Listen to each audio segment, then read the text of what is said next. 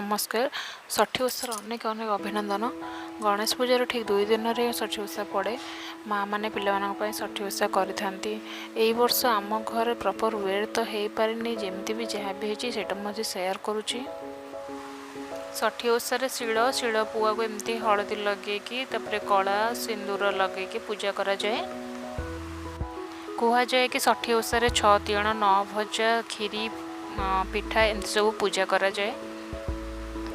6 प्रकार परिवा को लेकिन गोटे तरकारी कराई जोटा कि से पड़ता आलू पोटल कांकण सारू कखारू आ भंडा ये सब मिसे गोटे तरकारी कराई तो ये पड़ता नड़िया मटर सब पकईकि तरकारी कराई भजापी 9 प्रकार परिवा निया आलू बैगण पोटल कांकण सारू कदली कखारू भंडा और भेंडी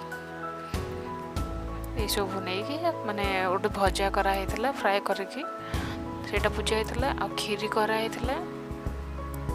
चाउल खीरी पूजा होता।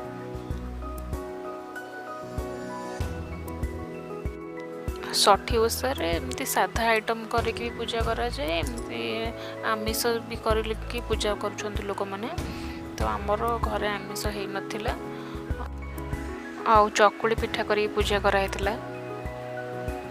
चलो देखा केमती पूजा कराई।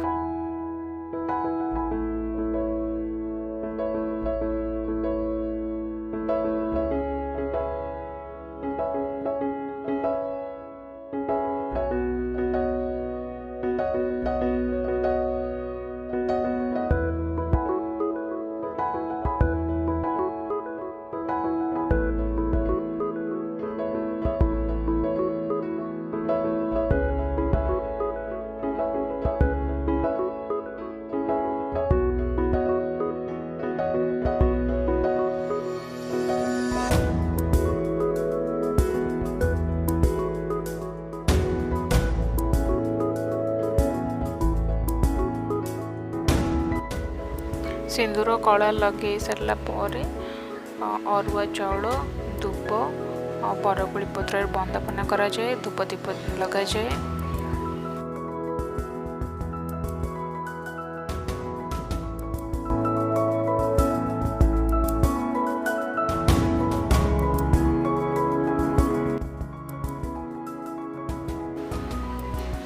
आम पाखे ये फूल था बहुत फूल थे बहुत सुंदर लगी था तो ये ही चढ़ाई दौचु आईटा हूँ षठी ओषा बही यहाँ बही पढ़ा पूजा आरंभ हेल्ले बही पढ़ा हम।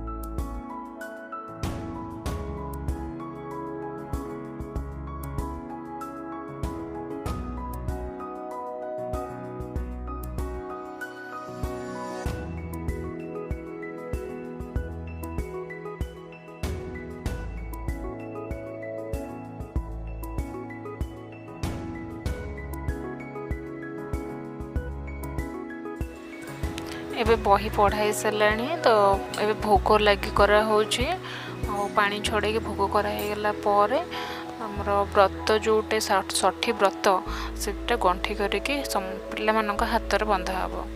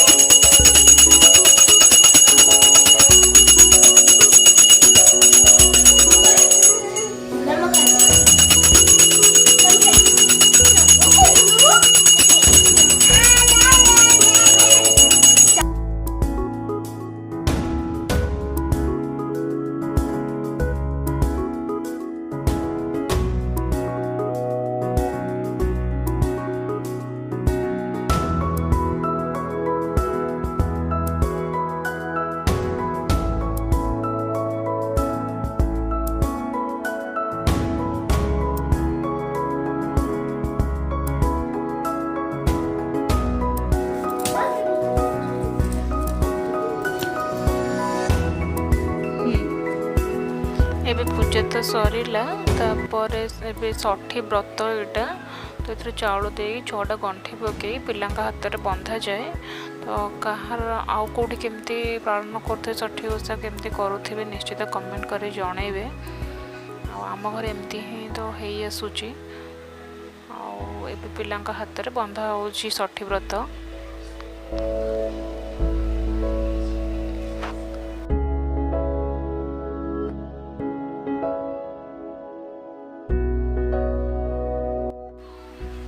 ईशान एटा फास्ट वर्ष षठी ओषा एटा षठी व्रत से फास्ट टाइम लगौच तो से जानीपारनी बहुत खुशी अच्छी किंतु कौन हो कि जानीपारनी बस कि भल पढ़े से मुंडिया मारे ठाकुर पाखे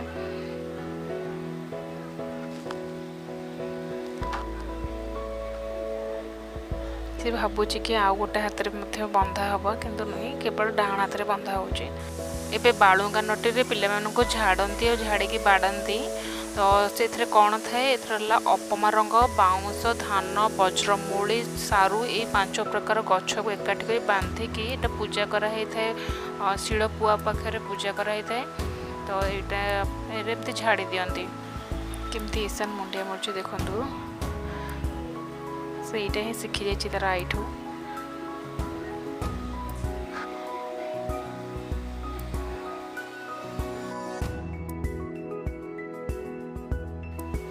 आम घर तो एमती षठी ओषा काली कराही तो आउ क्या घर केमती हो निश्चित कमेंट कर जनइबे। रही नमस्कार।